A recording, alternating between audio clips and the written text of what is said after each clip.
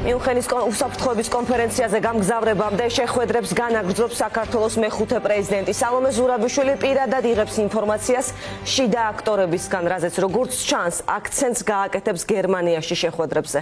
ოპოზიცია, კრიტიკული მედია, არასამთავრობო ორგანიზაციები და აქტივისტები ასეთია დღის წესრიგი.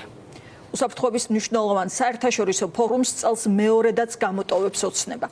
ირაკლი კობახიძე იქ მიწვეული არ არის, ოლიგარქი ივანიშვილი კი შარშანდელ ანგარიშში პრორუსად იყო მოხსენიებული.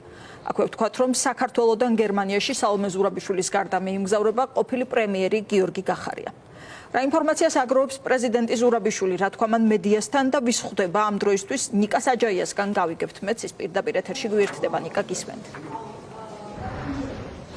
მიუნხენში მივდივარ როგორც საქართველოს პრეზიდენტი და დაგიცავთ ყველგან სადაც შევძლებ. ასეთია სალომე ზურაბიშვილის მიერ გაკეთებული განცხადება მედიის წარმომადგენლებთან დამთავრებული შეხვედრის შემდგომ. როგორც საქართველოს მეხუთე პრეზიდენტი ამბობს, ის ობიექტური ინფორმაციის მოპოვებას აპირებს უშუალოდ იმ ადამიანებთან, რომლებიც პროცესში არიან ჩართული.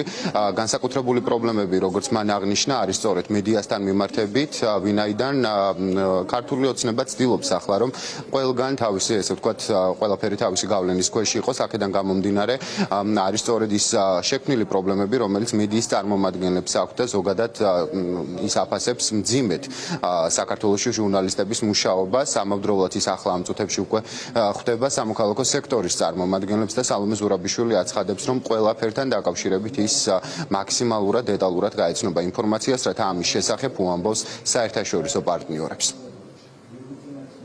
ეს შეხვედრები, რაც მე დავიწყე ერთის მხრივ მიმართული არის იმისკენ, რომ მიუნხენში რო წავალ მხოლოდ მე კი არ წავიდე როგორც საქართველოს პრეზიდენტი, არამედ ჩემთან ერთად წამოვიდეს საზოგადოება და მისი პრობლემები ყველა კუთხით, რაც არსებობს დღეს ამ ქვეყანაში.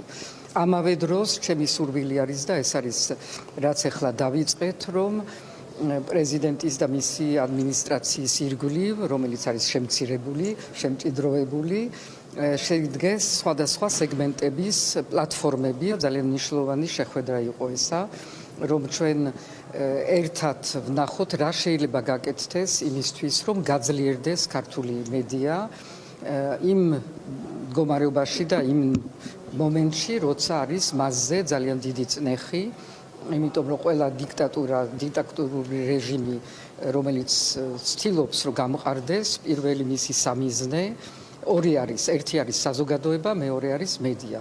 ამიტომ მე წავიღებ მათ გზავნილებს, სწორედ როგორც საწყისი ეტაპი წავიღებ მიუნხენში, მაგრამ ეს ამით არ თავდება, ჩვენ გვექნება რეგულარული შეხვედრები და მზიამაღლობელი იქნება ერთ-ერთი მთავარი თემა.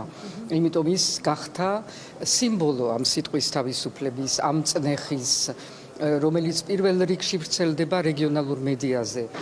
იმიტომ რომ ალბათ ეს რუსული რეჟიმი თვლის, რომ რეგიონალური მედია არის უფრო სუსტი და იქ შეიძლება უფრო დაამყაროს თავისი გავლენა. ეს ასე არ იქნება.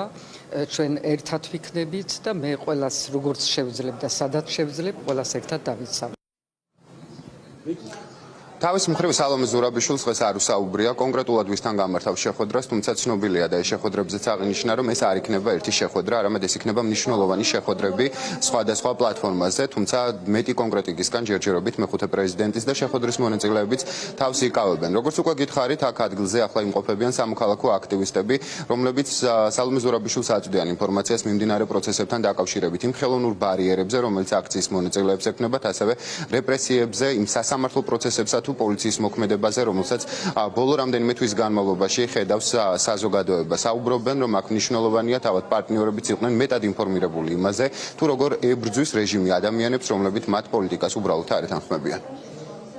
თავარი გზავნილები იქნება მიუნხენის კონფერენციის წინ, რომ შეიძლება ეფექტურად მივიტანოთ ჩვენი ხმა, საბოლოო საზოგადოების ხმა, საქართველოს ხმა, სალომე ზურაბიშვილი დღეს არის ერთადერთი შუამავალი, მას ესაუბრებიან ჩვენ დასავლური პარტნიორები და მნიშვნელოვანია, რომ პარტნიორებმა მივიდეს სწორი გზავნილები, მიდანილი იყოს სწორი გზავნილები და ამიტომ ძალიან კარგი არის ეს შეხვედრის ინიციატივა, რომ ის უფრო კარგად გაიგებს და უცხოელი პარტნიორები უფრო კარგად გაიგებენ, თუ რა სურს და რა სიტუაციაში არის დღეს სამოქალაქო საზოგადოება და ზოგადად საქართველოს და ჩვენი პროტესტი. და მე ვფიქრობ, რომ ანალიზი ალტერნატივა არ აქვს, რომ იქიდანაც უფრო მეტი წნეხი იყოს ჩვენში და როდესაც თქვა ვახორციელებთ ჩვენი პროტესტი.